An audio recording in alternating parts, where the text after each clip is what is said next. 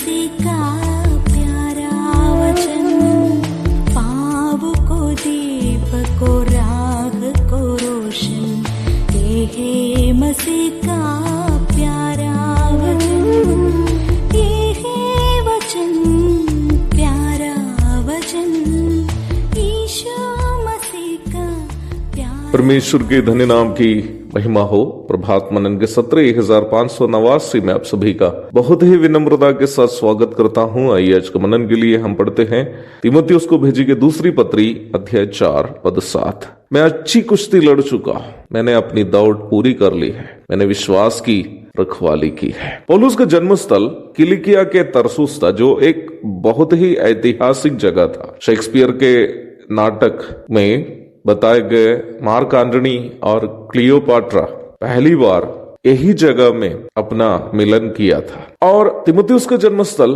लुस्त्रा था।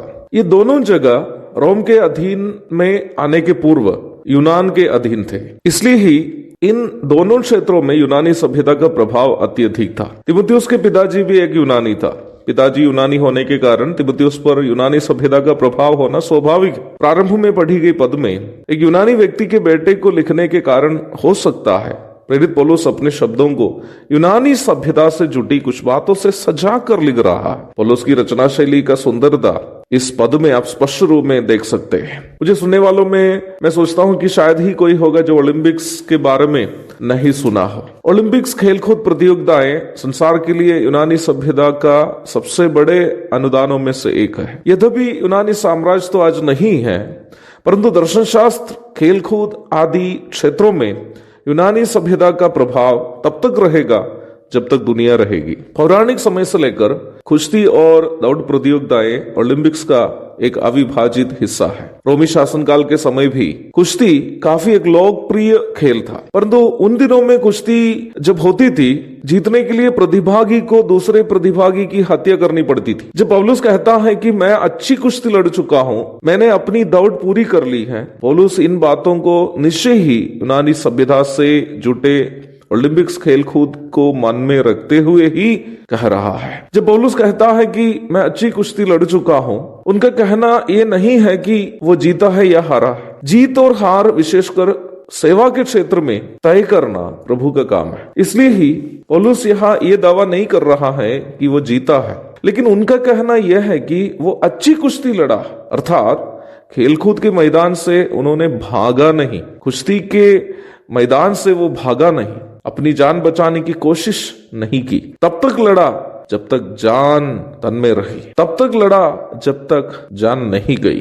अपने लोगों के द्वारा त्यागा गया, दुश्मनों के द्वारा सताया गया, आर्थिक संघर्ष से गुजरा, शारीरिक रूप में बीमार था, सेवा करने के लिए खुद मेहनत करनी पड़ी, झूठे भाइयों एवं कपट शिक्षकों से समस्याओं का सामना करना पड़ा, दिन और रात कभी पानी में रहा, जंगली जानवर से लड़ना पड़ा, पथराव सहा, जेल में रहना पड़ा, लेकिन प्रभु की सेवा से पीछे नहीं हटा। पौलुस तीमुथियुस को ये सब बात क्यों बोल रहा है? हे तीमुथी बेटे, मसीह यीशु के अच्छे योद्धा के समान मेरे साथ दुख उठा। पौलुस इसलिए पौलुस को इन बातें कह रहा है कि तीमुथियुस भी पौलुस के समान सेवा करे, दुख उठाते हुए एक योद्धा के समान। दूसरा तीमुथियुस 2:3 पढ़ लीजिएगा। जी हाँ, पौलुस इन बातें तीमुथियुस से और तीमुथियुस को भेजी गई इस पत्री के माध्यम से हमसे भी यही कह रहा है कि मसीही जीवन में और मसीह की सेवा में दुख तो जरूर आएगा, जोखिम उठाना पड़ेगा, अपने लोग त्यागेगा,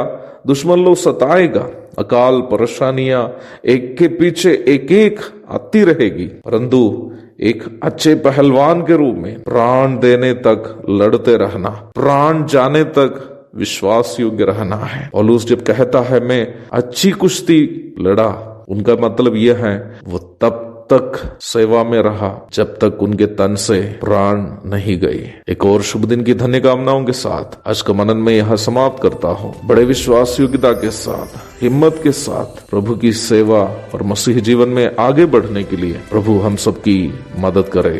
प्रभु के धन्य नाम की महिमा हो।